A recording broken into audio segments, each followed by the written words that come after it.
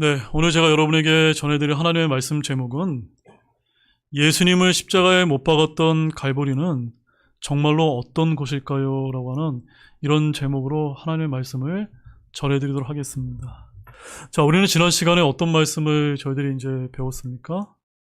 처형장으로 이동 중에 십자가를 대신 지었던 구레네 사람 시몬과 주를 따르며 슬퍼했던 여자들을 향해 주신 주님의 권면을 우리가 이제 지난주에 살펴본 바 있습니다.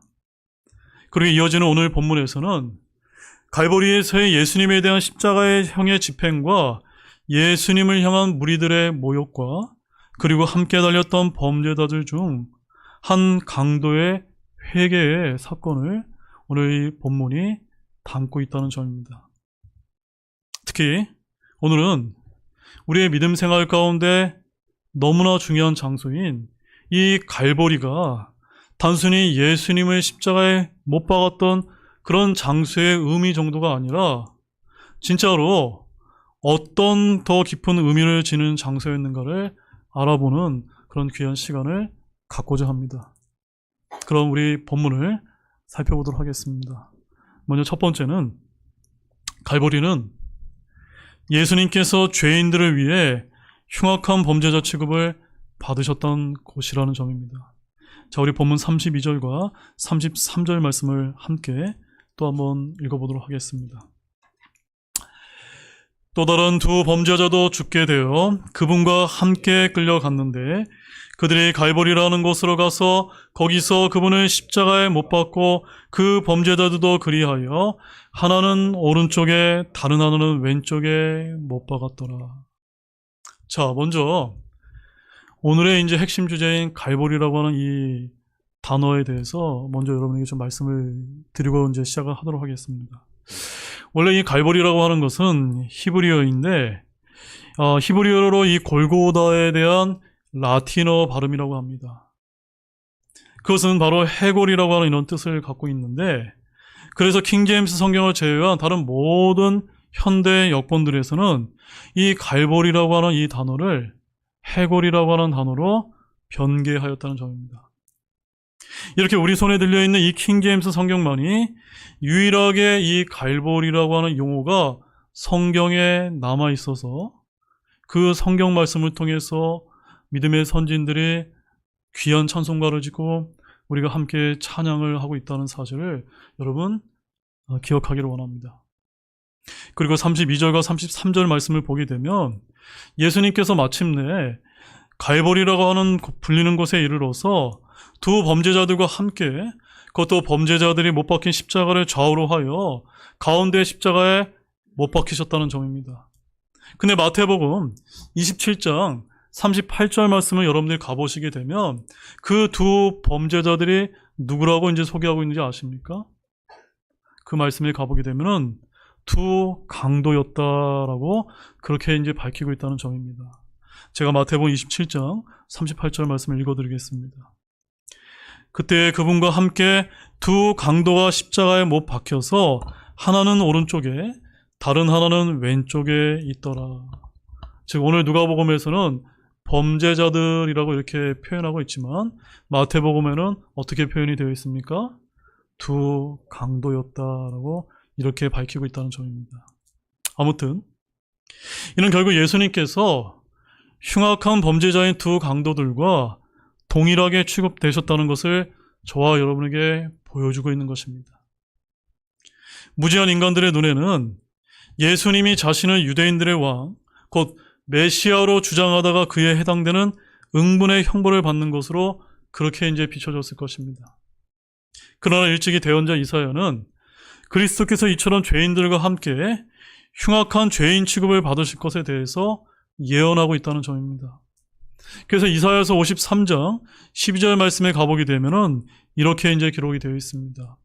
그는 범법자들과 함께 계수되었고 많은 사람들의 죄를 담당하였으며 범법자들을 위해 중보하였느니라 라고 이렇게 말씀함으로 인해서 예수님께서 두 강도인 범죄자들과 함께 십자가에 못 박힐 것이 예언이 되어 있었다는 점입니다.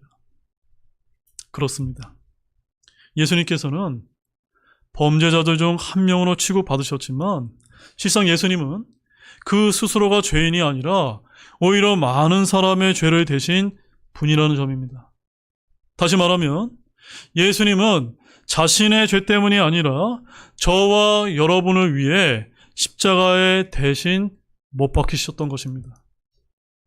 그래서 우리는 갈보리의 광경을 그릴 때마다 좌우에 십자가에 매달려 있는 범죄자들 사이의 자리가 바로 누구의 자리였음을 우리가 기억해야만 됩니까? 바로 우리의 자리였음을 기억해야 된다는 점입니다. 맞습니까, 여러분?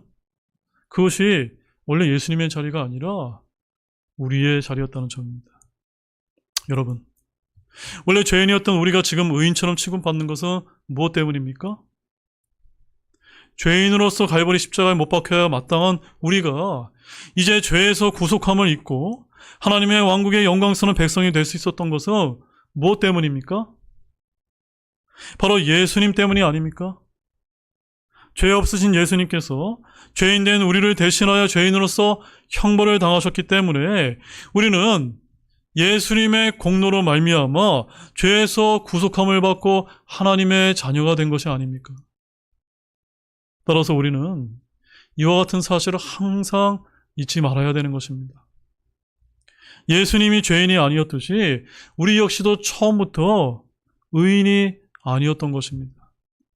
우리가 하나님 앞에 의롭다 인정을 받는 의인이 된 것은 바로 죄인 된 우리를 위해 대신 죄인의 자리까지 낮아지신 예수님의 은혜가 있었기 때문에 가능할 수 있었다는 사실을 기억해야 되는 것입니다. 그러므로 우리는 하나님 앞에 믿음으로 의롭다함을 입은 의인이지만, 즉 사실은 구원받은 죄인이지만 동시에 그것이 오직 죄 없으신 분으로서 죄인 취급당하신 예수님의 피의 공로에 의해서 된 것임을 알고 늘 의인 취급받는 죄인으로서의 겸손과 감사의 삶을 살아가시기를 바랍니다. 더욱이 갈보리를 바라볼 때마다 예수님께서 우리 대신에 흉악한 죄인 취급받으셨던 곳임을 잊지 마시기를 바랍니다. 그 다음에 두 번째는 갈보리는 영적인 무지로 범죄한 인간들을 위해서 예수님께서 용서의 기도를 드리셨던 곳이라는 점입니다. 여러분, 본문 34절 말씀 한번 보십시오. 자, 예수님께서 어떤 기도를 드리셨는지 한번 주목해서 보시기 바랍니다. 그때 예수님께서 이르시되 아버지여 저들을 용서하여 주옵소서. 저들은 자기들이 하는 일을 알지 못하나이다 하시더라. 그들이 그분의 옷을 나누어 제비를 뽑으매. 자, 34절 말씀을 보게 되면은 십자가에 못 박히신 예수님께서는 아버지여 저들을 용서하여 주옵소서. 저들은 자기들이 하는 일을 알지 못하나이다 라고 하시며 용서의 기도를 하나님 아버지께 드리셨다는 점입니다.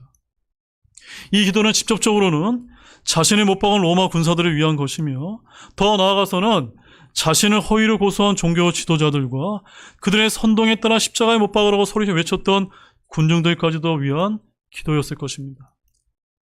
예수님께서는 그들을 위해 하나님께 용서를 구하는 기도를 드리셨던 것입니다. 그리고 그들의 죄 용서를 구하는 이유가 그들이 지금 자기들이 하는 일을 알지 못하기 때문이다라고 이렇게 말씀을 하고 계십니다. 물론 이것은 그들의 무지로 인해 그들이 저지른 죄에 정당성이 부여된다는 그런 의미가 결코 아닙니다. 예수님의 기도의 내용은 인간들의 무지를 밝혀 죄의 심각성을 약화시키는 것이 아니라 오히려 영적 무지의 심각성을 부각시키고 있는 것입니다. 즉 예수님의 기도를 통해 볼 때 그들의 영적인 무지가 그들로 하여금 그토록 무서운 죄를 범하게 했다는 것을 우리에게 보여주는 것이라는 점입니다. 실로 사탄은 영적 무지를 통해 수많은 사람들을 죄악으로 이끌어가고 있지 않습니까? 군사들과 종교 지도자들과 무리들이 과연 자신들이 저지르고 있는 그런 행동이 메시아를 죽이는 데 앞장서고 동참하는 무서운 죄악이라는 것을 알고 그런 죄를 저질렀을까요? 아닙니다. 마찬가지로 오늘날 수많은 사람들 역시도 심각한 죄를 범하고 있으면서도 그것이 죄인 줄도 모르고 그 죄 가운데 깊이 빠져 있는 것을 우리는 바라볼 때가 얼마나 많습니까? 고린도후서 4장 3절과 4절 말씀에 가보게 되면 거기에 이런 말씀이 기록되어 있습니다. 만일 우리의 복음이 가려졌다면 그것은 잃어버린 자들에게 가려졌느니라. 그들 속에서 이 세상의 신이 믿지 않는 자들의 마음을 어둡게 하여 하나님의 형상이신 그리스도의 영광스러운 복음의 빛이 그들에게 비치지 못하게 하였느니라. 누가 복음의 빛을 가린 것입니까? 이 세상의 신인 사탄 마귀가 사람들의 마음을 가려서 복음의 진리를 보지도 깨닫지도 못하게 만들었다는 점입니다. 사탄은 이처럼 인간의 영적인 시야를 가리고 인식을 흐리게 함으로써 사람들을 죄악으로 이끌어가고 있는 것입니다. 심지어 성도들마저도 깨닫지 못하는 이유로 크고 작은 죄를 범할 때가 얼마나 많습니까? 여러분, 에베소서 4장 18절 말씀 한번 찾아보시기 바랍니다. 에베소서 4장 18절 말씀입니다.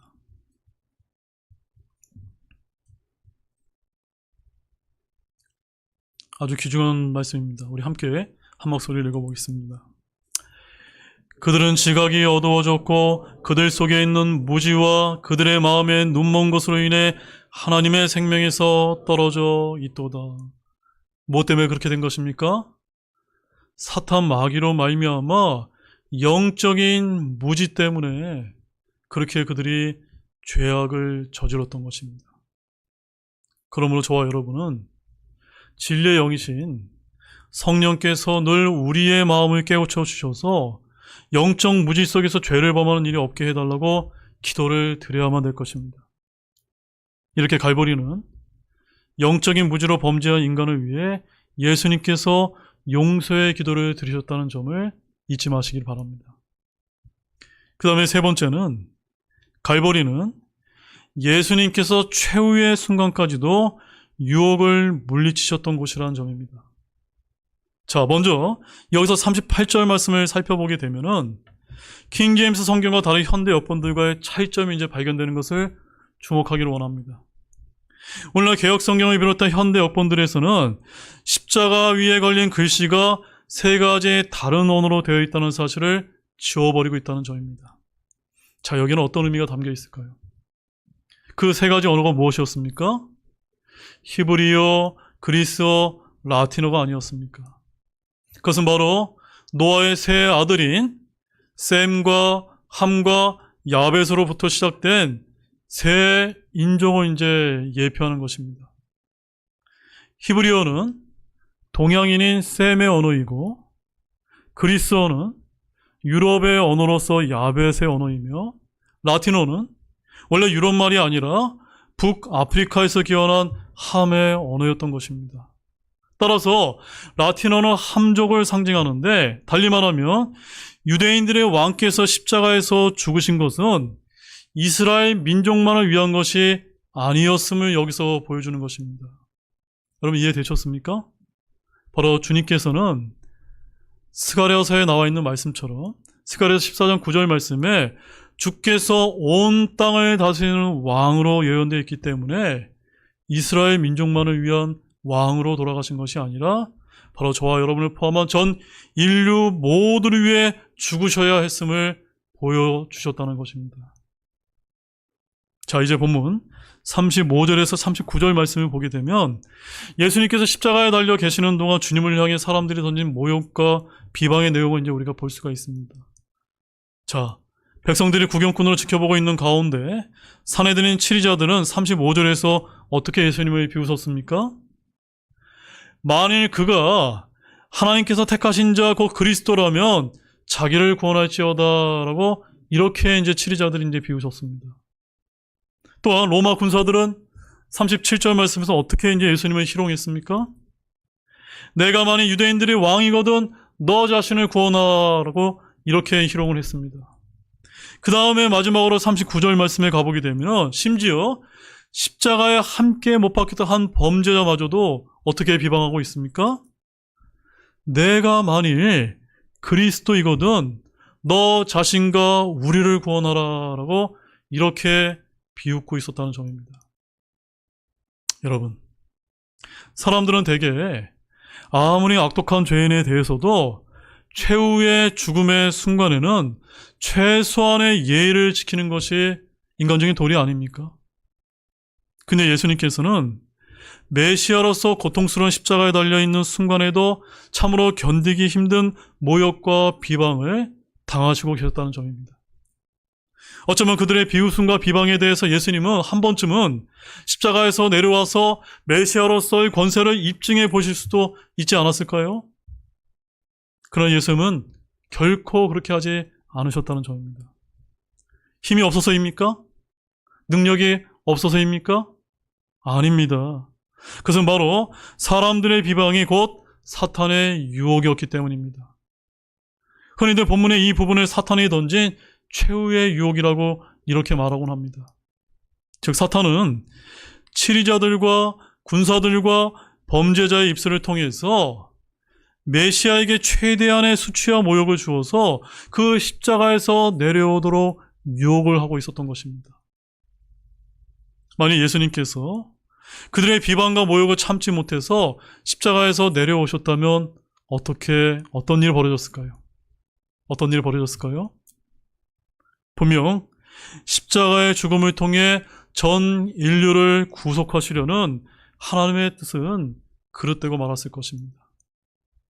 또한 예수님께서 일시적으로 십자가에서 내려오셔서 메시아로서의 권능을 보이신 후에 다시 올라갈 수도 있지 않겠느냐로 이렇게 생각할 수도 있지만 하나님의 뜻을 온전하고도 철저하게 이루려 하시는 예수님으로서는 그런 일 역시 하실 수 없었던 것입니다.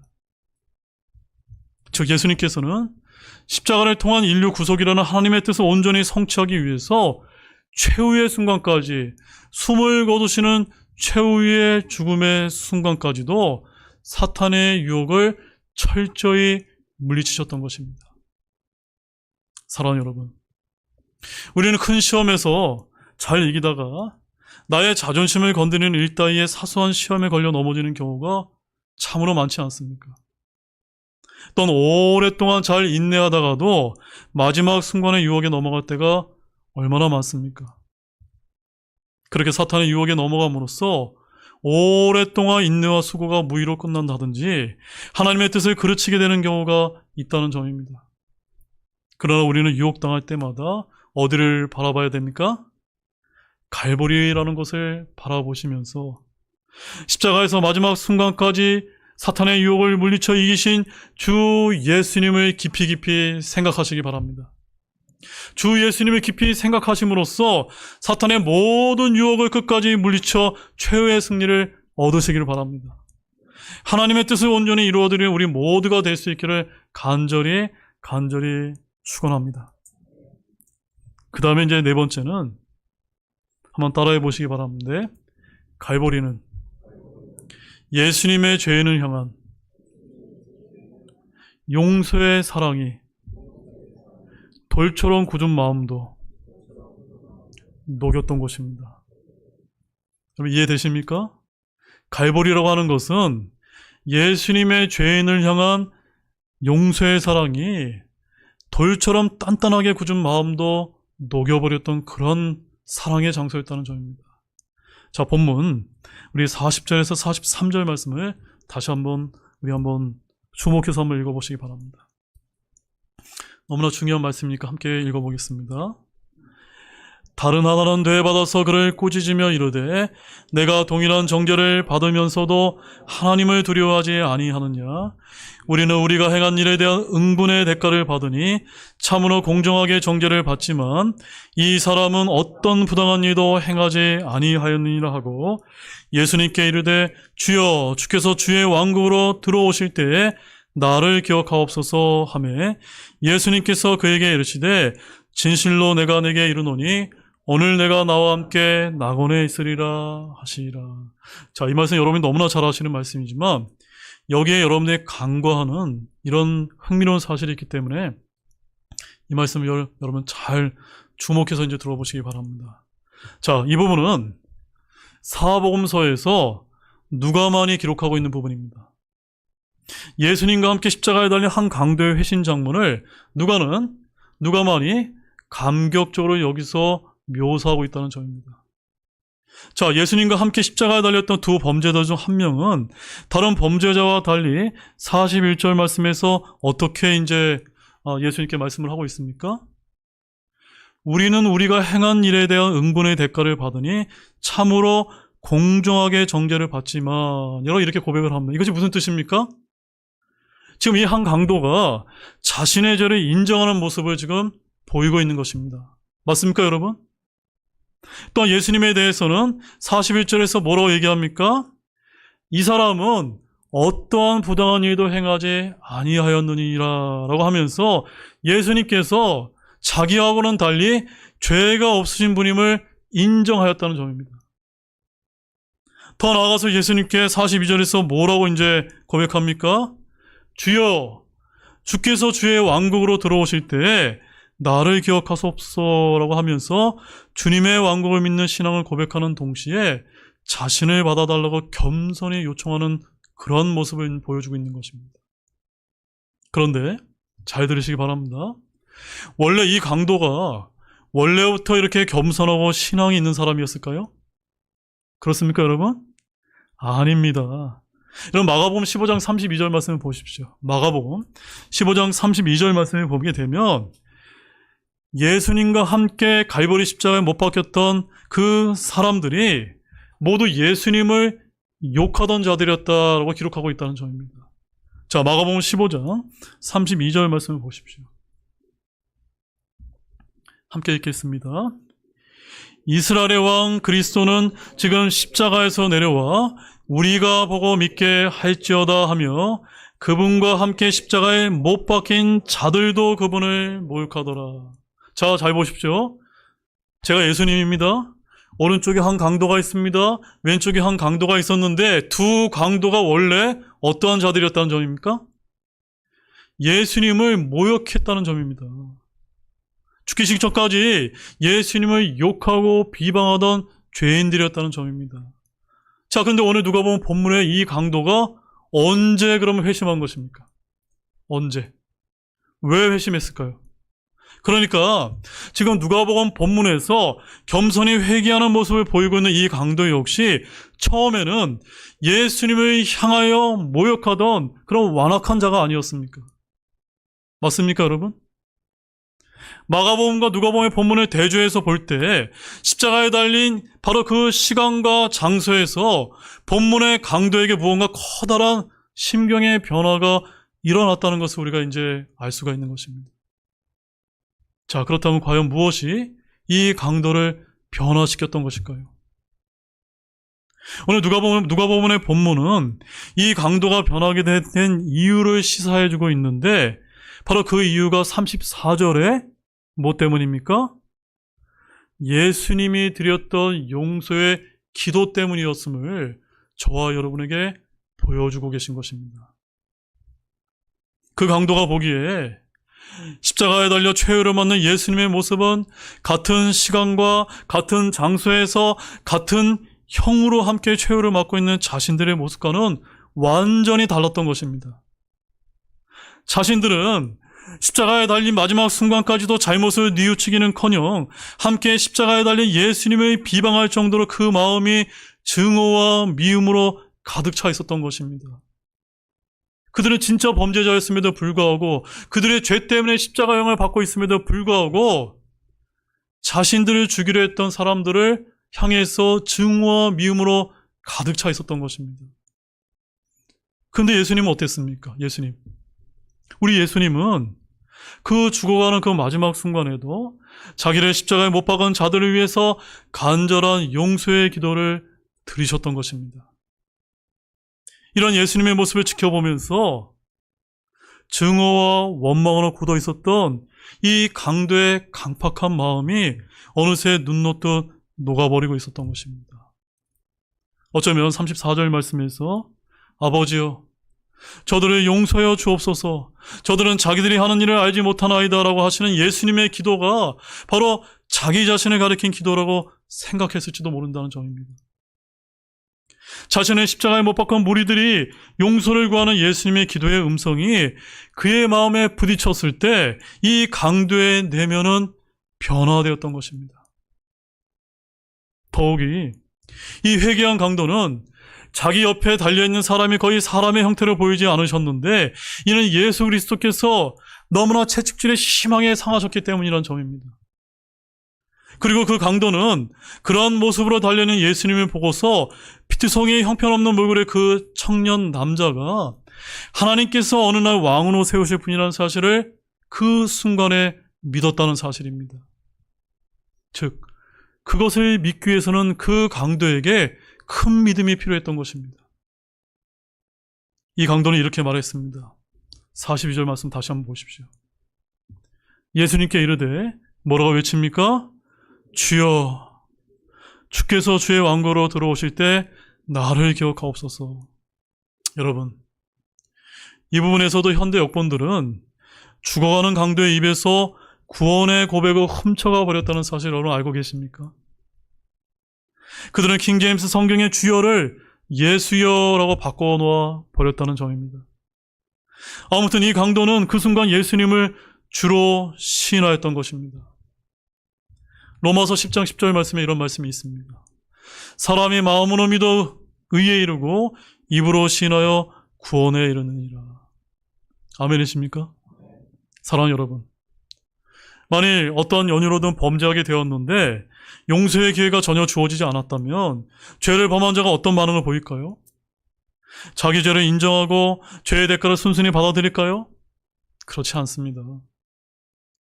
용서받을 기회가 박탈된 죄인은 끝까지 자신의 죄를 인정치 않고 반발하면서 오히려 자기를 이렇게 만든 세상을 원망하게 되어 있는 것입니다. 그 다음에는 세상과 타인을 향한 증오의 불이 가슴에 타오르게 될 것입니다. 우리 그리스도인들 역시도 마찬가지입니다. 연약해서 늘 크고 작은 죄를 범할 수밖에 없는 우리가 만일 지은 죄에 대해 용서받을 기회를 박탈당하고 만다면 우리는 절망하고 있을 것입니다. 그러나 우리가 늘 범법과 죄들을 반복하면서도 다시 일어설 수 있는 것은 그리스도의 용서의 사랑을 확신하기 때문이 아닙니까? 그리고 그곳이 바로 갈보리가 아니었습니까? 우리 역시 십자가의 강도처럼 죄를 짓고서도 죄인임을 인정치 않던 그런 자들이 아니었습니까? 그런 우리가 이제 죄인임을 인정하고 겸손히 예수님을 주님으로 섬기는 것은 바로 예수님의 용서의 사랑이 있었기 때문에 가능하였다는 사실을 잊지 마시기 바랍니다. 우리가 체험한 바대로 용서의 사랑만이 중심으로부터 뉘우침과 변화를 가능하게 만든다는 점입니다. 그러므로 사랑하는 여러분, 우리는 십자가의 용서의 사랑을 체험한 자들로서 다시는 동일한 범죄를 되풀이하지 않을 뿐만이 아니라 혹 남이 내게 죄를 범하는 경우가 있다 할지라도 주님의 용서의 사랑에 기초하여 진정한 용서의 사랑을 베푸는 삶을 살도록 하시길 바라면서 갈보리만을 바라보시기 바랍니다. 누가복음 17장 4절 말씀 한번 찾아보실까요? 누가복음 17장 4절 말씀에 가보게 되면은 거기 이런 말씀이 기록되어 있습니다. 함께 읽어보겠습니다. 그가 만일 하루에 7번 내게 범법하고 하루에 7번 내게 다시 돌아와 이르기를 내가 회개하노라 하거든 너는 그를 용서하라 하시니라. 누구의 명령입니까? 예수님의 명령입니다. 우리가 남을 정죄하고 비판하고 책망하는 이런 모습만을 보이는 것이 아니라 누가 우리에게 용서를 구할 때 너그러운 마음으로 예수님처럼 용서할 수 있는 우리 교회 모든 성도님들이 되시기를 원합니다. 자, 그다음 마지막 5번째는 잘 들으십시오. 아주 제일 중요합니다. 갈보리는 회개하기에 너무 늦은 때란 결코 없다는 것을 보여준다는 점입니다. 다시 본문 40절과 43절 말씀을 우리가 자세히 보게 되면 예수님과 함께 십자가에 달린 한 범죄자의 회개하는 모습을 볼 수가 있습니다. 이 사람의 나이가 얼마였는지 우리 알 수 있습니까? 없습니까? 없습니다. 그러나 이 사람이 반역자나 흉악범들에게만 해당되는 십자가형에 처했다는 사실은 그가 일생을 죄 가운데 살아왔다는 것을 암시해 주는 것입니다. 더구나 마가복음 15장 32절 말씀 우리가 참조해 볼 때 이 사람은 형이 집행되어 십자가에 달린 상태에서도 옆에 함께 십자가에 못 박힌 예수님을 향해 모욕을 하던 그런 자였다는 점입니다. 즉 그는 죄의 형벌을 받고서도 회개치 않는 모습을 보이다가 십자가에서 죽어가는 마지막 순간에 이르러서야 회개를 드렸던 점입니다. 자, 여러분, 그럼 제가 질문을 드리겠습니다. 그렇다면 이 범죄자의 회개가 너무 늦은 것입니까? 늦은 것입니까? 아닙니다. 복음을 이해하지 못하는 사람들은 대부분 적어도 구원은 어느 정도의 선행을 쌓은 착한 사람이 받아야 한다는 사고방식에 젖어 있지 않습니까? 따라서 일생을 죄 가운데 거하다가 마지막 죽기 직전에 회개한다는 것은 아무래도 너무 뻔뻔스럽게 여겨지고, 그런 회개가 용납된다는 것 또한 이해하기가 쉽지 않다고도 이야기하는 것입니다. 그래서 남이 늙음악기나 병상에서 기독교 신앙을 받아들이는 것을 곱게 보지 않거나, 또 자기 자신이 비슷한 처지에 있을 때도 좀처럼 복음에 대해서 완고한 마음을 풀지 않는 것입니다. 그러나 십자가에 달린 강도의 회개 사건은 비단 한 개인뿐만이 아니라 인류의 수많은 세대에 귀중한 용서와 구원의 사례를 제시해준 중요한 사건임을 기억하기를 원합니다. 곧 죄의 회개에 있어서 너무 늦은 때는 없음을 우리에게 보여주는 것입니다. 비록 죽음의 직전, 곧 이 땅에서의 호흡이 얼마 남지 않은 마지막 시간이라 할지라도 진정으로 회개를 드린다면 그 회개는 기꺼이 용납된다고 하는 것을 어디가 보여주는 것입니까? 갈보리라고 하는 그곳이 우리에게 보여주고 있다는 사실을 잊어서는 안 되는 것입니다. 그러므로 우리는 언제나 하나님의 은혜의 기초에서 회개함으로써 용서의 은총을 누리면서 나아가 이 은총의 복음을 우리 이웃 누구에게라도 증거하는 자들이 다 될 수 있기를 진실로 소망합니다. 우리 마지막 말씀으로 이사야서 55장 7절 말씀을 함께 찾아서 읽고 말씀을 정리하도록 하겠습니다. 이사야서 55장 7절 말씀입니다. 자, 여기는 우리 하나님의 마음이, 하나님 아버지의 마음이 담겨 있습니다. 이사야서 55장 7절 말씀 한 목소리로 읽어보겠습니다. 사악한 자는 자기 길을 버리고 불의한 자는 자기 생각들을 버리고 주께 돌아오라. 그러면 그분께서 그에게 긍휼을 베푸시리라. 우리 하나님께 돌아오라. 그분께서 풍성하게 용서하시리라. 아멘이시죠? 여러분, 이 말씀을 굳게 믿으시고, 비록 저와 여러분 다 구원을 받으셨지만 우리 주변에 우리 가족과 또 친지와 또 사랑하는 친구들 가운데 여전히 아직 구원을 받지 못한 분이 있다면 그분들이 생이 다하는 그 순간까지 최선을 다해서 복음을 전할 수 있는 우리 모두가 되시기를 진실로 소망합니다. 정말로 이 갈보리가 하는 것은 늦은 때가 없다는 것을 우리에게 보여주는 것이라는 것을 잊지 마시고 끝까지 최후의 순간까지 노력하시길 바랍니다. 이제 결론을 맺겠습니다. 사랑하는 성도 여러분, 예수님이 십자가에 못 박혀 죽으시는 그 순간에도 자기를 못 박은 자들을 위해 간절한 용서의 기도를 드리셨다는 점을 잊지 마시기 바랍니다. 그리고 이 용서의 사랑이 죽음의 순간까지도 증오와 원망으로 가득 차 있던 한 강도의 마음을 녹이고 회개하게 만들었다는 점입니다. 우리 역시도 예수님의 양쪽 십자가에 달린 강도처럼 죄를 깨닫지도 못했던 그런 자였지만 이제는 주님의 용서의 사랑 때문에 죄에서 구원을 받고 하나님의 자녀가 될 수 있었던 것을 믿으시기 바랍니다. 그러면 우리 역시도 언제나 이 용서의 사랑을 확신하여 그 가운데 거할 수 있기를 원합니다. 바로 그곳이 어디입니까? 저 갈보리였음을 항상 잊지 않는 우리 모두가 되시기를 주님의 이름으로 축원합니다. 우리 다 같이 일어나시겠습니다.